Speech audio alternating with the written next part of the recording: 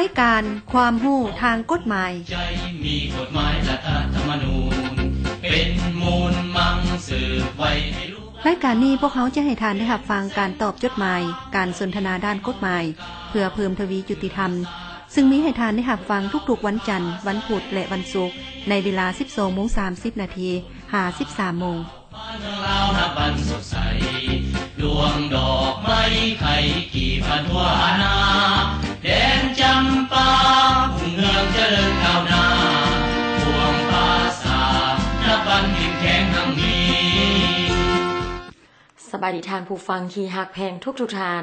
ขอต้อนรับบรรณาทานเข้าสู่รายการความรู้ทางด้านกฎหมายซึ่งในมื้อนี้รับหน้าที่ดำเนินรายการโดยวินุชวงศ์สยาเป็นผู้ดำเนินรายการท่านผู้ฟังในมื้อนี้ผู้ดำเนินรายการก็ได้คัดจรเอาบางเนื้อในเกี่ยวกับการกวดค้นเคหสถานและตัวบุคคลและสถานที่ต่างๆมานำเสนอต่อทานผู้ฟังให้ได้รับฟังแต่ก่อนจะเข้าสู่เนื้อในของหัวข้อดังกล่าวนั้นขอเชิญทานผู้ฟังไปรับฟังเพลงจากทางรายการกันก่อนหลังจากนั้นจึงกลับเข้ามาพบกัน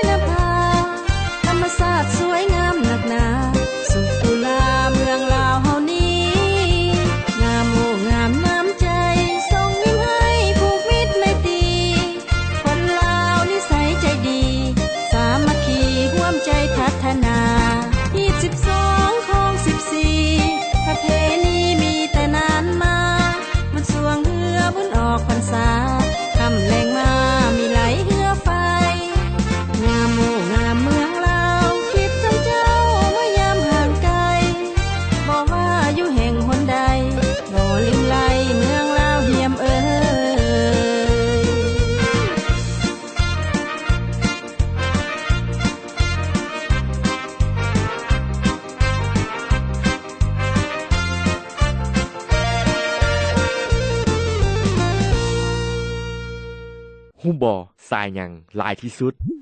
สายน้ำผิดสายสิญจน์ผิดอีกหรือว่าสายไฟ ผิดอีกแล้วสายการบินลาวสกายเวย์โอ้ยเว้าเป็นละเอาอีหลี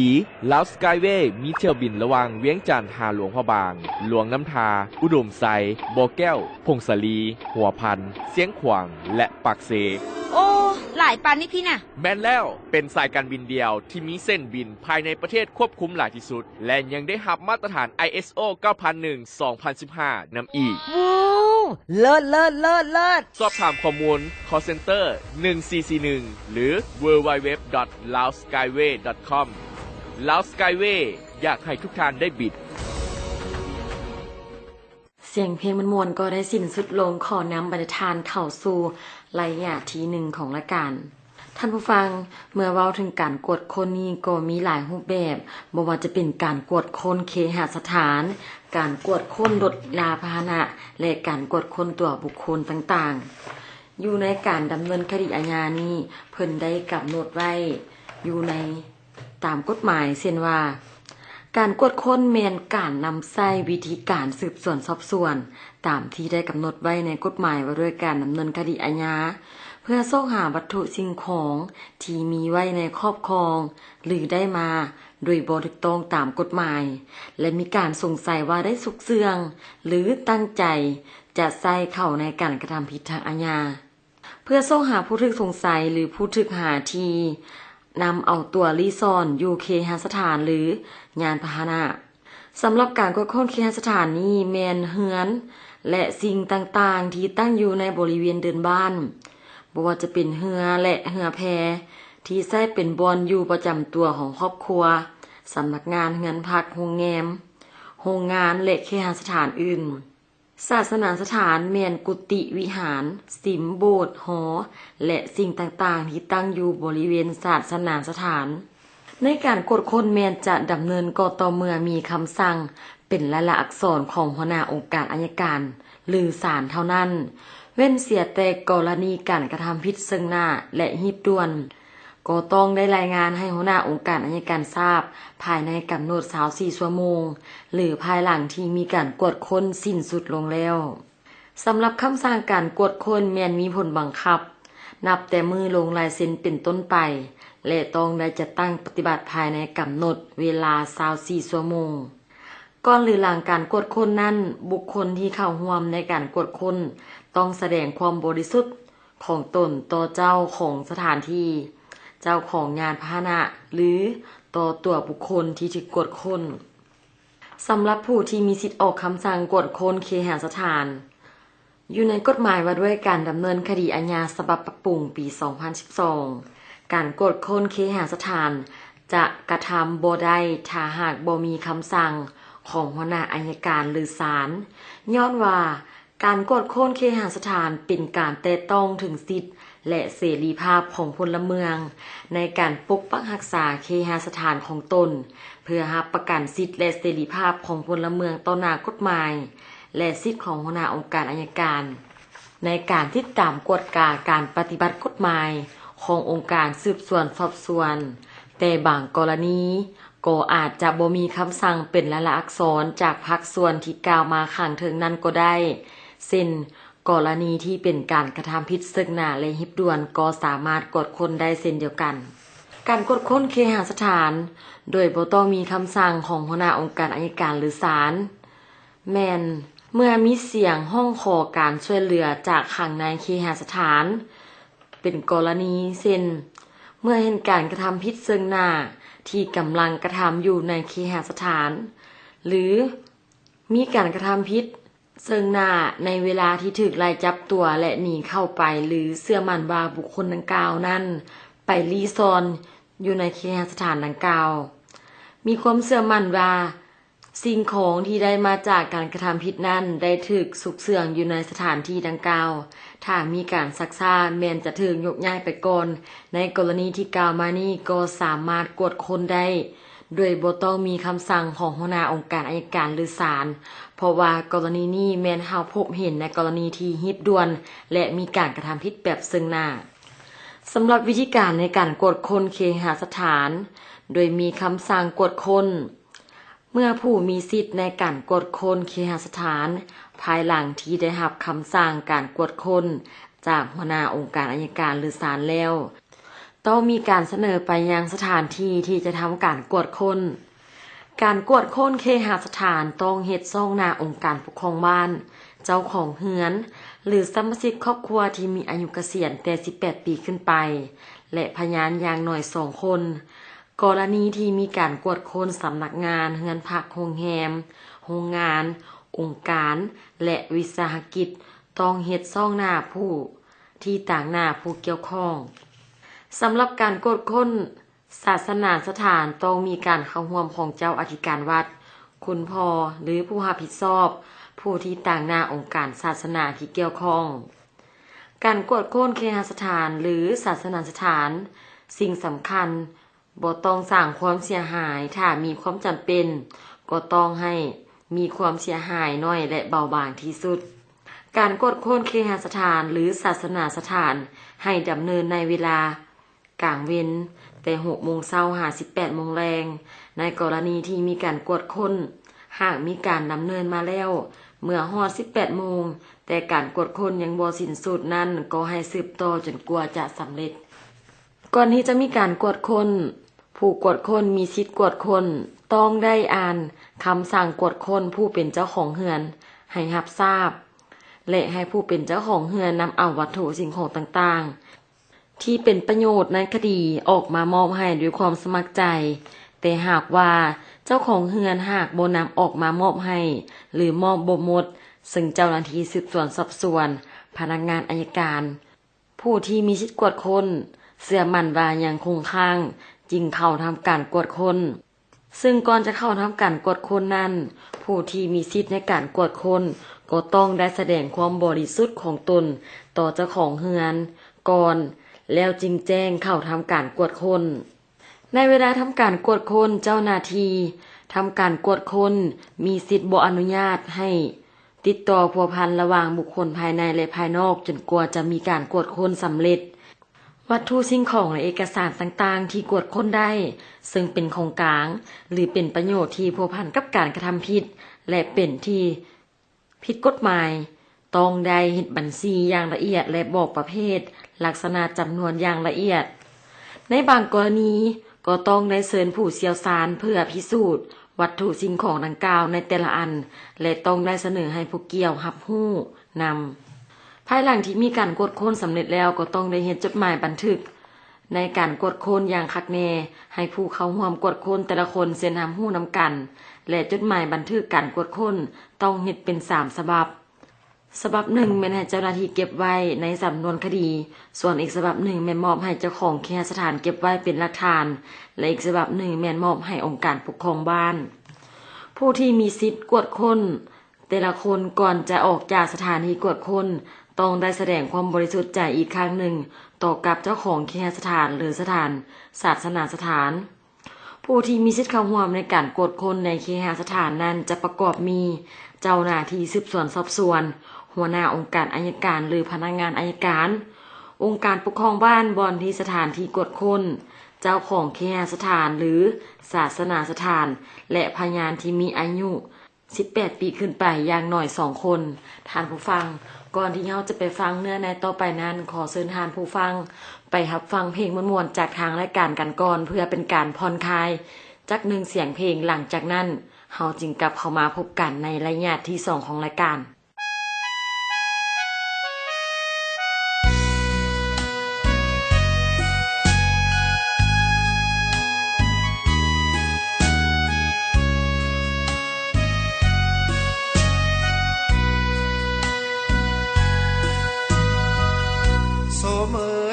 จันดังทองขาวปาน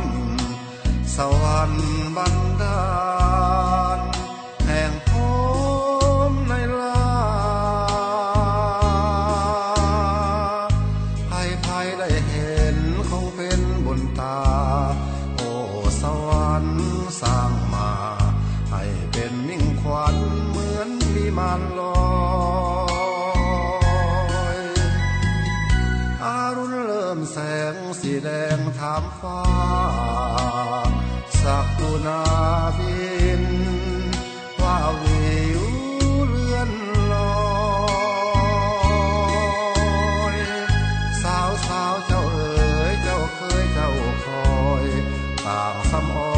ยซื่นซ้ำกับสิ่งแวดล้อมเข้มของเจ้าสำหารเวียงจันทร์เจ้าเคยมิตรร่วมเสน่หางามแท้สุดพันละนาบุญตาเมื่อได้พบผ่านแสนสุขใจอื่นใดเปรียบปานแม้นจากไปขอบ่ลืมจดจำในห่วงวิญญาณเวียงจันทร์เมืองงามแห่งลาวเฮืองหงดังอรุณสาดแสงทั่วท้องนภาแม้นมีคู่หักบ่ขอห่างลาจากถนอมดอมเจ้าหลับเอาเวียงจันทร์เป็นยิ่งเมือง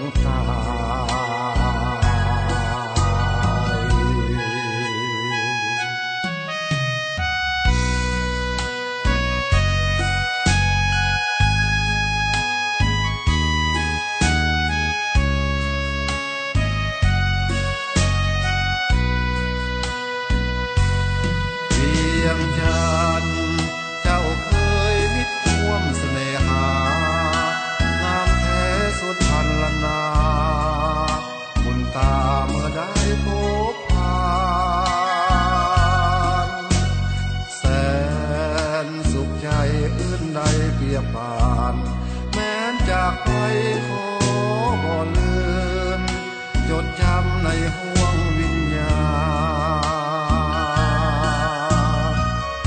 เวียงจันทน์เมืองงามแห่งลาวเฮืองห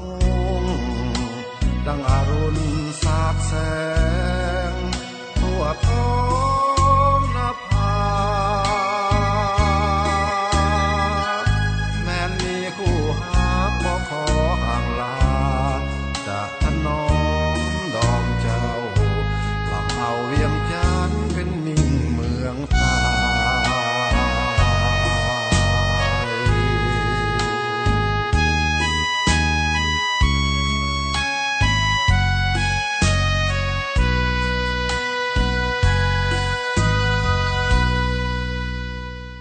ฮู้บ่สายหยังหลายที่สุด สายน้ ผิด ำสายสิญ ผิดอีก หรือว่าสายไฟ ผิดอีกแล้ว สายการบินลาวสกายเวย์ โอ้ยเว้าเป็นละ เอาอีหลีลาวสกายเวย์มีเที่ยวบินระหว่างเวียงจันทน์หาหลวงพระบาง หลวงน้ำทา อุดมไซบ่อแก้ว พงศลี หัวพัน เสียงขวาง และปากเซ โอ้หลายปันนี่พี่น่ะ แม่นแล้วเป็นสายการบินเดียวที่มีเส้นบินภายในประเทศควบคุมหลายที่สุด และยังได้รับมาตรฐาน ISO 9001:2015 นำอีก ว้าวเลิศเลิศเลิศเลิศ สอบถามข้อมูล call center 1441 หรือ www.laoskyway.com Lao Skyway อยากให้ทุกท่านได้บิด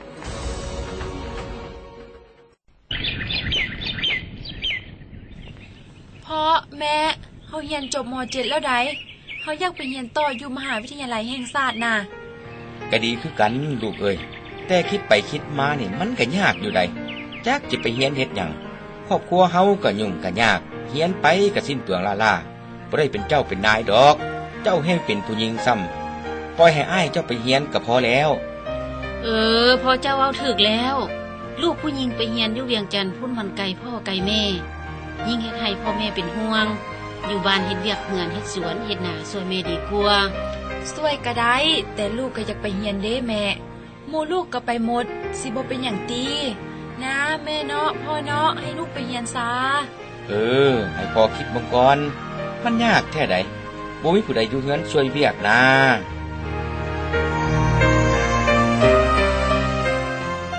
หยุดคิดนั่นคือการกีดกั้นสิทธิด้านการศึกษาของเพศหญิงซึ่งขัดกับรัฐธรรมนูญและกฎหมายที่ได้ระบุว่าทุกคนมีสิทธิได้รับการศึกษาบ่ว่าหญิงหรือชายก็มีสิทธิเท่าเทียมกันในทุกด้าน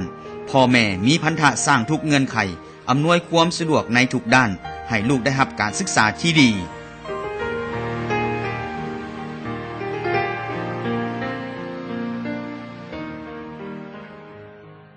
เสียงที่มันมวลจากทางรายการก็ได้สิ้นสุดลงขอนำมาตรฐานเข้าสู่ระยะที่2ของรายการซึ่งในระยะที่2นี้เราจะมารับฟังเกี่ยวกับการกวดค้นยานพาหนะและตัวบุคคลสำหรับการกวดค้นยานพาหนะนี้เพิ่นจะจัดแบ่งออกอยู่เป็น3ประเภทคือการกวดค้นยานพาหนะทางบกทางน้ำทางอากาศการกวดค้นยานพาหนะเช่นรถเรือหรือยานพาหนะอื่นที่ถูกสงสัยว่ามีการซุกเสื่องสิ่งของที่ผิดกฎหมายหรือผู้กระทำผิดนั้นจะดำเนินเวลาใดก็ได้แต่ต้องดำเนินซ่องหน้าเจ้าของยานพาหนะโดยได้แยกยานพาหนะต่างๆออกเป็นคือที่ดังได้เสนอมาวันกี้นี้เนาะมีอยู่3ประเภททางบกทางน้ำและทางอากาศสำหรับทางบกนั้นแม่นสิ่งของที่ต้องเคลื่อนย้ายด้วยตีนหรือล้อโดยแหงคนหรือแหงสัตว์โดยแหงกลจักรเส้นลอยอยู่ด้วยแหงคนเกียร์ลากแกด้วยสัตว์รถถีบด้วยแหงคนรถจักรรถ3ล้อรถตุกๆรถใหญ่4ล้อขึ้นไปรถรางรถไฟและอื่นๆสำหรับยานพาหนะทางน้ำแม่นจะเป็นสิ่งที่เคลื่อนย้ายตามเส้นทางแห่งน้ำด้วยแหงลมแหงคนและเครื่องจักรเส้นแพเรือพายเรือบักข้ามน้ำเรือใบเรือจักรหางยาวเรือสำเภาเรือกำปั้นเรือดำน้ำและอื่นๆสำหรับยานพาหนะทางอากาศแม่นเป็นสิ่งที่เคลื่อนย้ายตามเส้นทางอากาศเช่นเครื่องบิน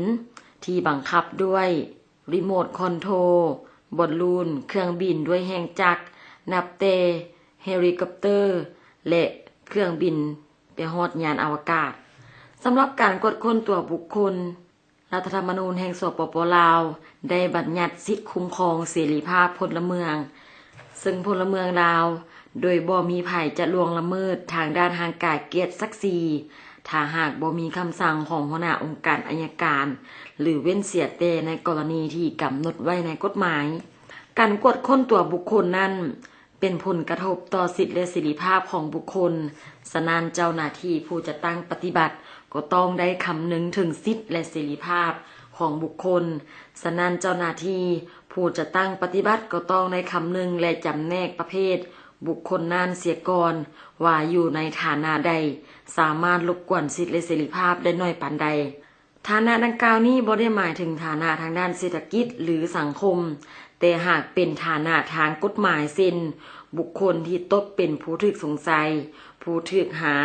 จำเลยหรือนักโทษและบุคคลอื่นที่บ่มีส่วนเกี่ยวข้องกับการกระทำผิดการปกป้องและคุ้มครองจากกฎหมายซึ่งมีความแตกต่างกันสำหรับการกวดค้นตัวบุคคลที่เกี่ยวกับการกระทำผิดเช่นผู้ถูกสงสัยผู้ถูกหาจำเลยซึ่งเป็นการกวดค้นต่อเนื่องภายหลังการจับตัวหรือการกักตัวหลังจากการกักขังพางการกวดค้นลักษณะนี้กฎหมายว่าด้วยการดำเนินคดีอาญาและกฎหมายหลายประเทศ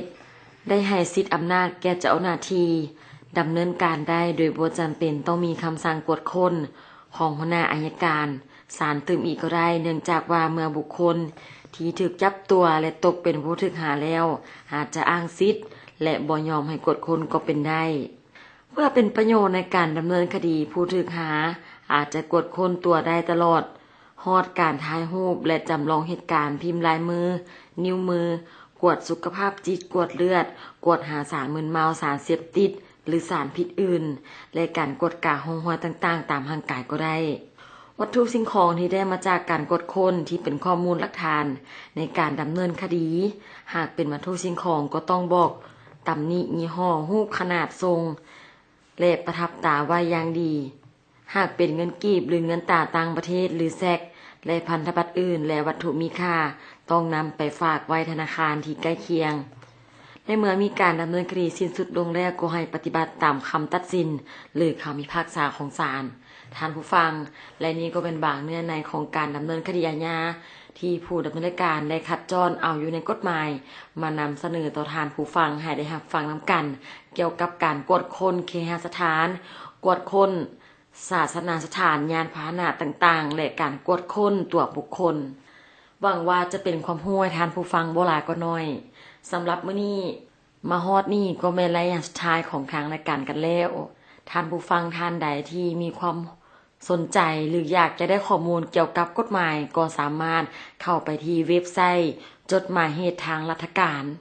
หรือสามารถเขียนจดหมายเขียนส่งหน้าซองส่งถึงวิทยุกระจายเสียงแห่งชาติตู้ปน310นครหลวงเวียงจันทน์ในมื้อนี้ผู้ดำเนินรายการพร้อมด้วยในสร้างควบคุมเสียงขอลาทานผู้ฟังไปก่อนพบกันใหม่ในโอกาสหน้าสบายดีฮู้บ่สายหยังหลายที่สุดสายน้ำผิดสายสิญจน์ผิดอีกหรือว่าสายไฟ ผิดอีกแล้วสายการบินลาวสกายเวย์โอ้ยเว้าเป็นละเอาอีหลีลาวสกายเวย์มีเที่ยวบินระหว่างเวียงจันทน์หาหลวงพระบางหลวงน้ำทาอุดมไซบ่อแก้วพงศาลีหัวพันเสียงขวางและปากเสกโอ้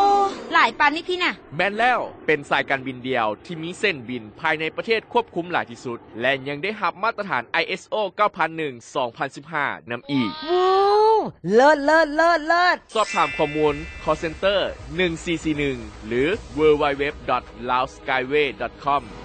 Lao Skyway อยากให้ทุกท่านได้บิด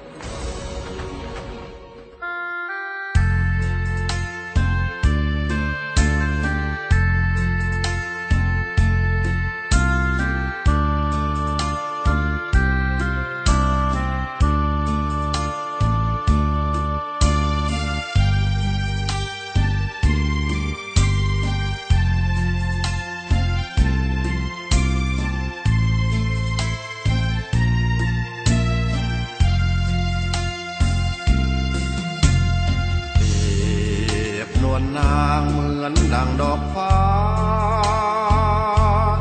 สูงค่าเลิศลอยเวหาโส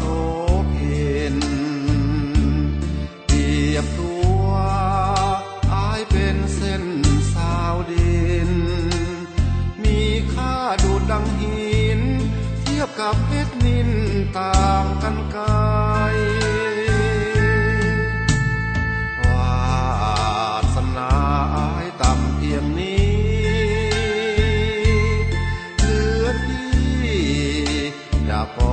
อย่าคิดฝันใฝ่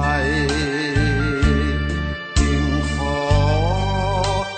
เพียงฟ้าอย่าลืมไหลขอยงเป็นพลังใจเป็นทางแสงไฟแก่สาวดิน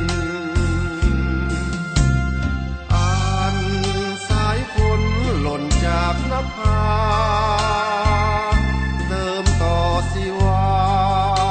ปรึกษาที่คอยทวินอันความปราณีฟ้ามีต่อสาวดินดังน้ำทิพย์ประพรมสีวินสาวดินให้แจ่มใสโปรดเมตตาข้าเถิดดอกฟ้า